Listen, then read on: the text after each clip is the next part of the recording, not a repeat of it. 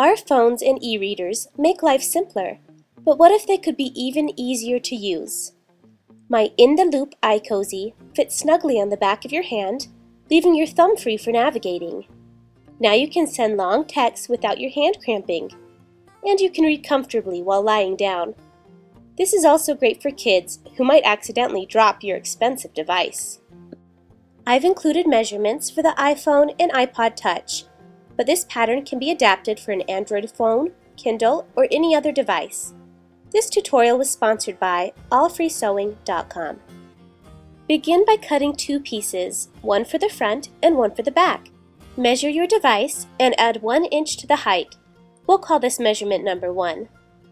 Add 1.5 inches to the width. Next, we'll cut the loop casing. It should be measurement number 1 multiplied by 1.5 and 2 3/4 inches wide. Fold the loop piece in half lengthwise, right sides together, and finger press. Sew along the raw edge with a 1/4 inch seam. Press the seams open and turn right side out. Rotate the seam to the center and press again.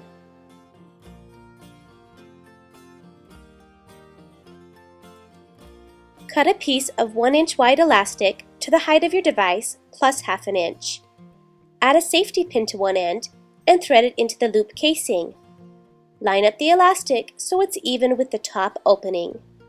Sew in place with a 1/8 inch seam. Then pull the other end of the elastic through the casing, lining it up with the bottom opening. Sew shut with the 1/8 inch seam. Put aside. Now, there are two ways you can add the elastic, so choose the method that doesn't interfere with the use of your particular device. One way is to add elastic diagonally in each corner. The second is to add 2 elastic straps across the top and bottom of the device. I'll show you the diagonal method first. For this method, it's helpful to add some chalk marks to the front piece.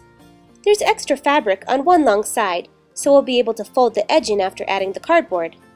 To help center the elastic properly, draw a chalk line 1/2 inch from the right long edge. Then mark the halfway point between the left edge and the chalk line. This is where your elastic pieces should cross.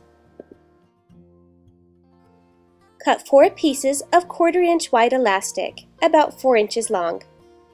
It's a good idea to center your device on the front piece so you can see exactly where to place the elastic. Add the elastic at an angle in each corner, making sure they crisscross at the center mark. Tack these in place where they cross so they won't shift during the following steps. Whether or not you'll need to stretch your elastic before sewing will depend on how much give your elastic has and how thick your device is.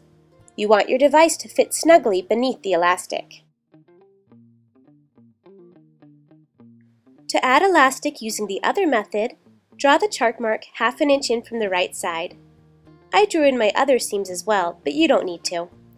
Center your device between the left edge and the chalk mark, then pin pieces of elastic across the top and bottom.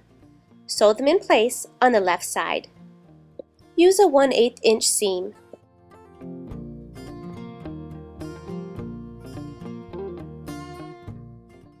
Again, whether you'll need to stretch your elastic before sewing will depend on the give your elastic has and the width of your device. Make sure your device fits snugly beneath the elastic. Sew the right side of the elastic in place a 1/4 inch from the chalk mark. I'm going to add a fabric label, but you can skip this step if you don't have one. I ordered these from an online Etsy shop. Lay the loop piece on top of the front fabric piece, with the seam face up. Make sure it's centered over the middle point. Tack the top only in place with a 1/8 inch seam. Don't sew the bottom yet. Lay the back piece face down onto the front piece. Right sides should be together. Pin the short side with the sewn elastic together. Pin the long left side shut as well.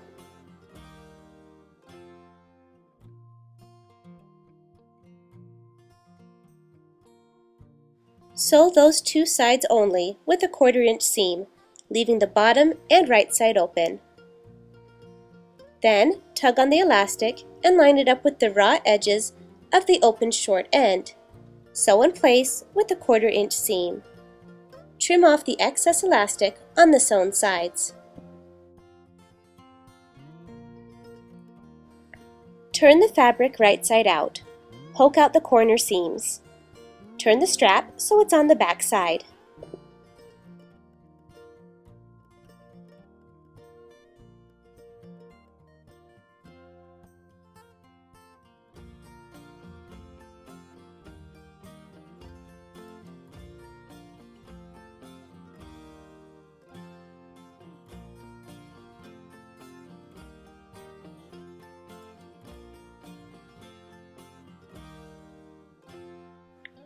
Cut a rectangle of chipboard or stiff cardboard.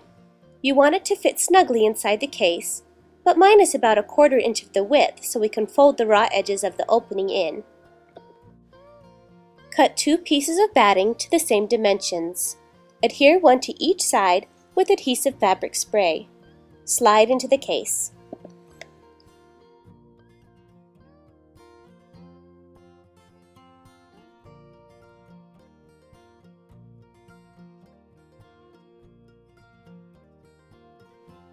Make sure your batting is lying flat by inserting the blunt end of a pencil into the case and smoothing the batting down. Fold in the raw edges, tucking in the elastic, and hand sew shut with the blind stitch.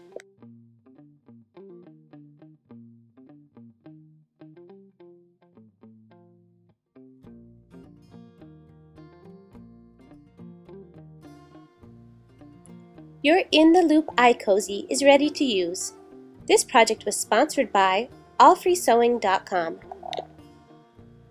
For hundreds more tutorials, visit my website, MadeByMarzipan.com.